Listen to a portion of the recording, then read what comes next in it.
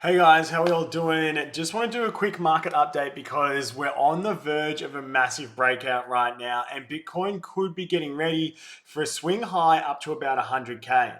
Now, we're going to jump into the charts. I'm going to show you everything I'm looking at, a few trade setups I'm looking for as well. But before we do that, I just want to give a massive shout out to all of our Market Mastery $1 Million Club award winners.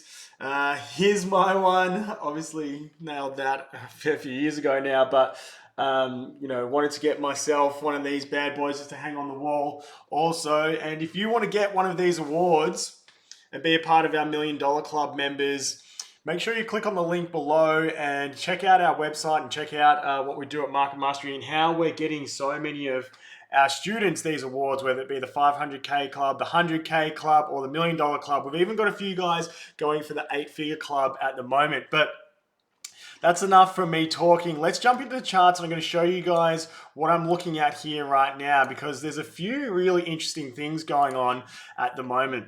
So basically the main thing that we're looking for is every couple of months in the Bitcoin charts, and this happens on stocks as well, you get an opportunity for basically a complete layup trade. And this usually ends up being like some sort of a falling wedge.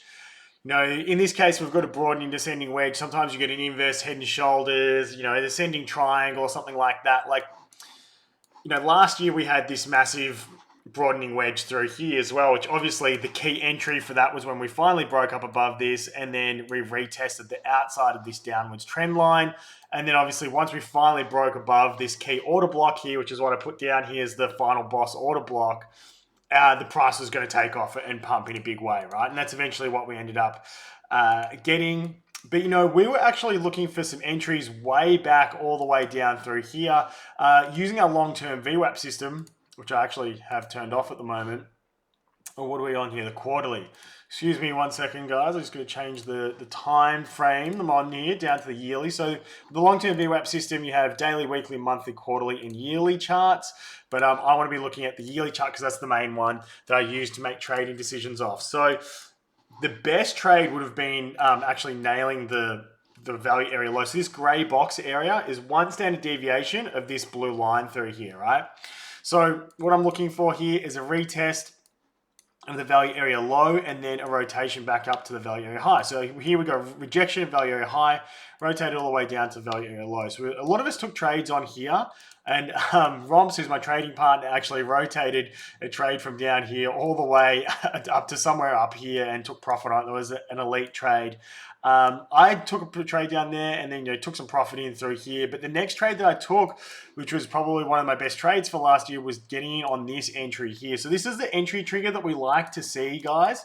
It's a Morningstar reversal, right? But it ends up closing above the down candle, right? Because that's telling us that there's an extra amount of upwards momentum and pressure in this setup, right? So this one, we got the double doji Morningstar and it closed, in a fair enough spot, but it just didn't have the same momentum as what it would if it closed above this level of the down candle, right? We get that here. That tells us, especially with the double bottom there, it tells us that we're ready to push. And we had a nice liquidity sweep through here. Right, really nice SFP. So, you've got a whole heap of confluence matching up there. And obviously, look at the result that we got, right? So those were the key trades inside that part of the range, right? Now, and then obviously that was the main trade for last year. That was like the one super easy trade. Now this one is sort of like two combined over about most of the year. It was a bit more extended than what we usually get. But this one right now is clearly the key easy trade setup that we're going to get for this quarter of the year. This has sort of been setting up from the end of Jan, and now we're at the end of March, and the market's finally shown its hand, and it looks like we're getting a broadening descending wedge, right? Which is the same as a falling wedge, which most of the market's in. Like if we look at SUI, that's in a falling wedge, really nice breakout there. Solana has also had a falling wedge breakout as well. So typically you want to see that come up and retest this first level of resistance here, which is just a swing high. And for Solana, it's about 180.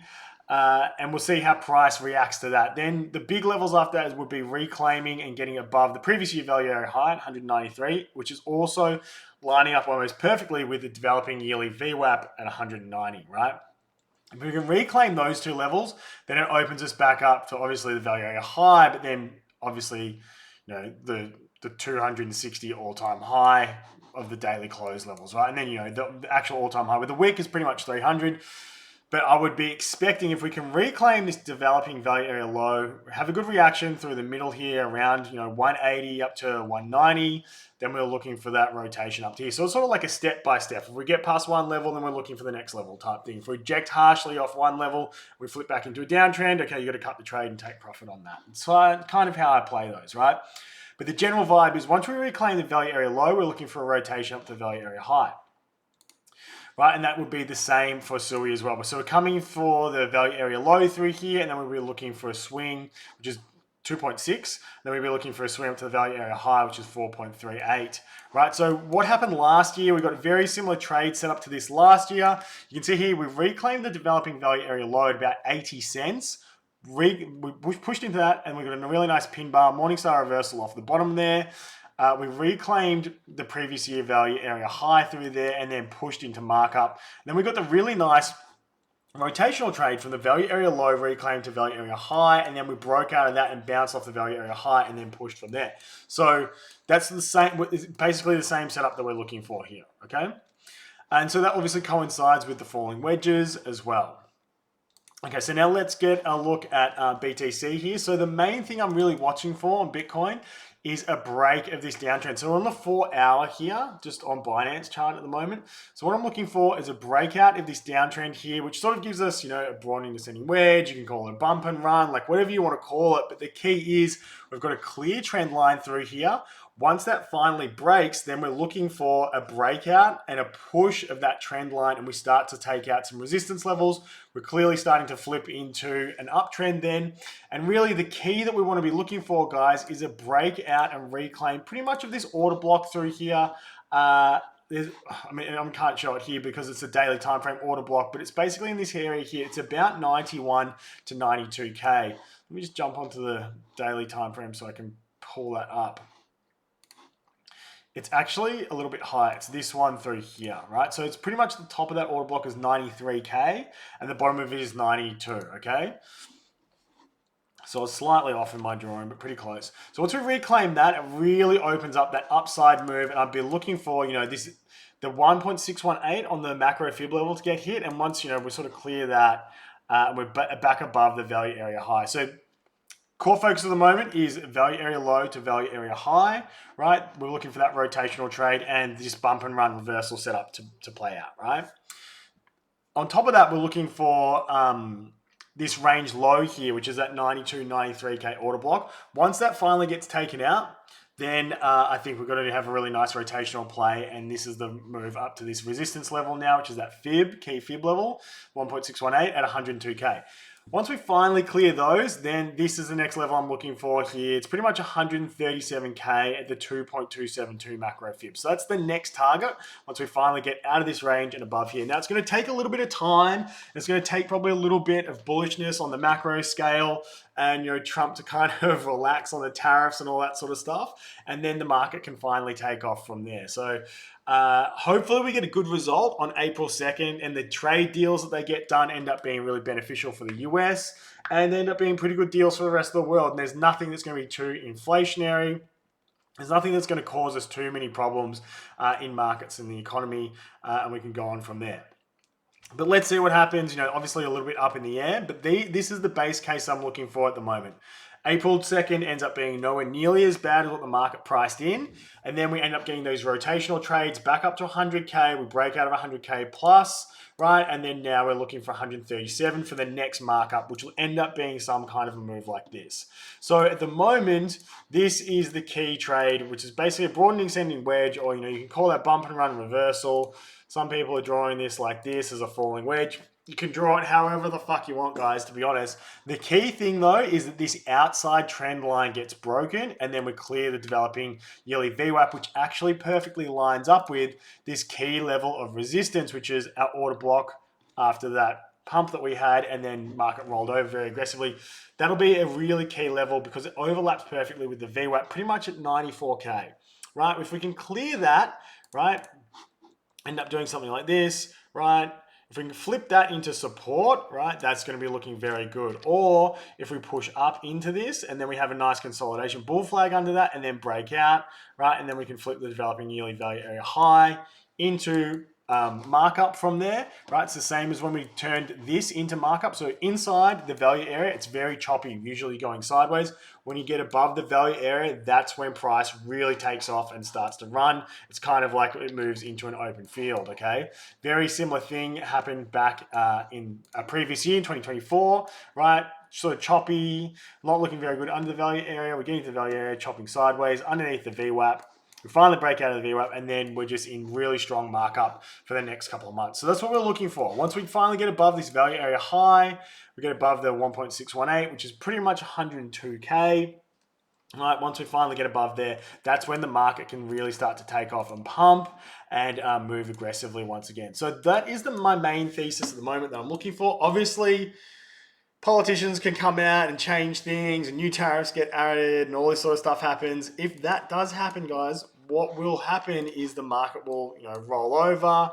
We'll try and put in another base down here somewhere, maybe get another SFP, and we can try again at reclaiming, getting a reclaim entry of swing failure patterns and stuff like that, right? One of the keys that I'm looking at the moment, though, is the total market cap. Like if we look at this on the weekly time frame, guys, that looks absolutely amazing. We've got clear order block, right? The market is pumped and pulled back. If you're not using total to chart on right now, guys, total market cap for crypto, you need to start using it. It's probably been one of the cleanest charts to trade with. Obviously, you can't trade it, but cleanest charts to actually chart and then use that to make trading decisions for Bitcoin, especially for high time frame. Like you're not using this to trade on the 5-minute time frame and stuff like that, but even like the 4 hour, okay, yeah, here and there, but daily time frame, weekly time frame, reversal setups.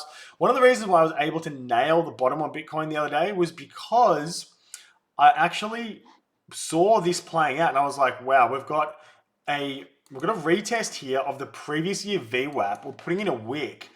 On top of that, it's a 0.618 of the last push move that we had here. So let me bring this across a bit. Of the last push move that we had here. So this was gone from this point down here all the way to this point up here. So the last push that we had in the market, if we fib that, it comes us back and we wick down into the golden zone, that 0.618 absolutely perfectly.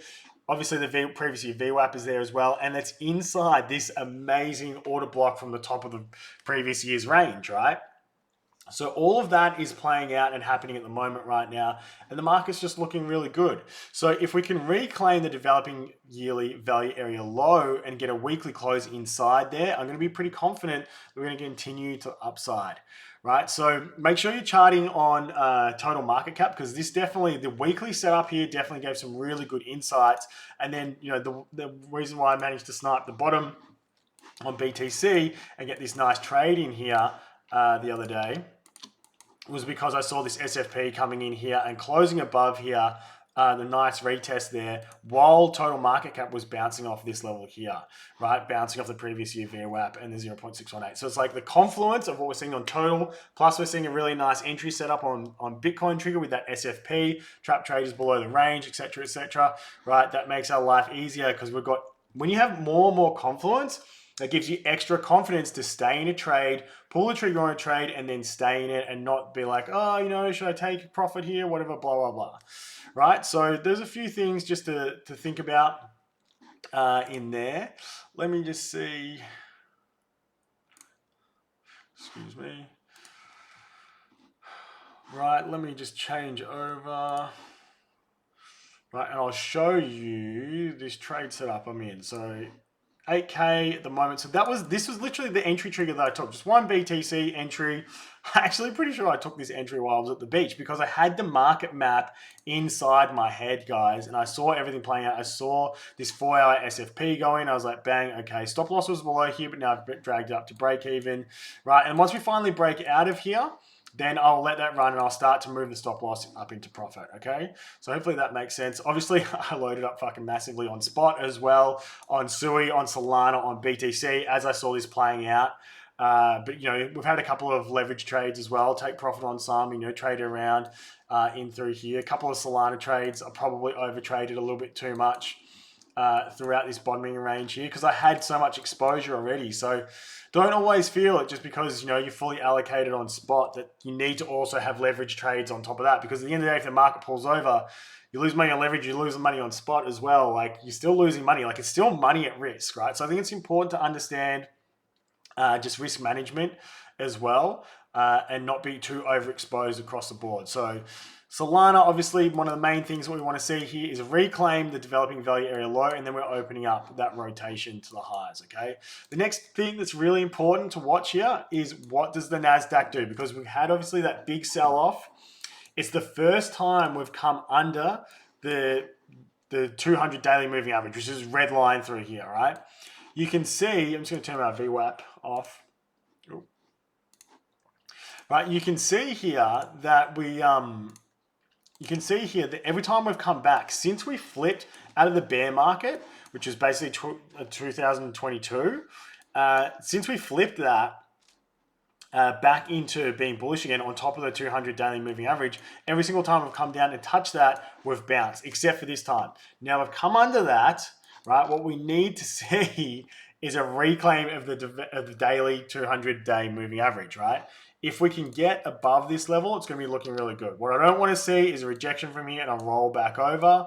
In that case, we'll be looking for a bullish divergence or something like that, or maybe something like this, chop sideways for a little bit longer and then a recovery. But I feel like this could easily find a way to recover this and close the weekly. Maybe above this order block that's through here would be pretty nice, right? If we could close the weekly above this order block through here and above the daily 200 moving average, and also that'd be above this trend line through here. Ooh, excuse me. That would actually be really nice. I think that would signal a lot of upside continuation, right? So the next level through here obviously is this point through here. Right, so once we can get across these two levels, right, obviously the 200 daily moving average, and get back above that, I'll probably reject from the all-time high and chop sideways for a little bit and then go again. Something like that would be really nice to see the market play out looking like that. Let's see what we get, because it can obviously reject from here, and that will throw a spanner into the works. We're looking for some sort of bullish divergence like that there.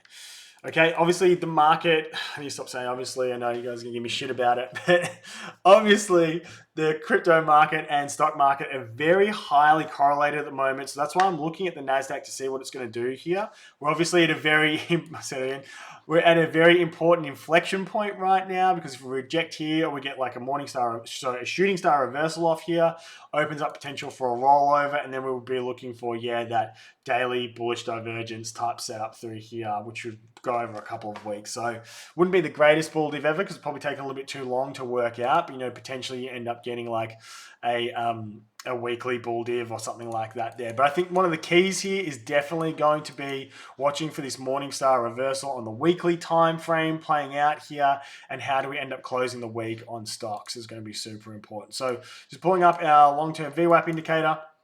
We also, while all that was going on with total market cap for crypto bottoming and everything like that, and it was also hitting the previous year VWAP, the same as the NASDAQ was hitting previous year VWAP. So this is how you can use your long-term VWAP charts to sort of structure your mind map of where things should be, where you want to be taking trades, where inflection points in the market are. Because obviously if we dump straight through this, then okay, it looks really bad. Everything's going to be continue to dump through, and we're going to be looking for low. We're going to be looking for previous year value at a low, etc. We're going to be looking for how to move into a markdown sort of chart, right? But instead, we had pretty much all our key charts, total market cap, NASDAQ, S&P 500, all coming down and testing the previous year VWAP on the weekly time frame at the same time, and wicked up. And now we're getting Morningstar reversals across the board on everything. So that's basically why I'm looking for this to continue to play out. I want to see a really strong close on the weekly on NASDAQ, and then continue that push next week, and things will look pretty nice. Along with obviously some pretty good news coming out around the tariffs, and I think that will sort of reset the whole market. We've had that growth scare, everything, and we'll be able to move past that, and we'll be able to move back into the general rally that usually comes in stocks after March. Okay, thanks a lot for tuning in, guys. If you want to learn more about what we do at Market Mastery, and you want to get yourself one of these bad boys eventually, and join our 7-Figure Traders Club, click the link below, watch the video in there, and set up an appointment with our team. and yeah, become part of the community. Thanks a lot for tuning in, guys, and we'll see you all next time.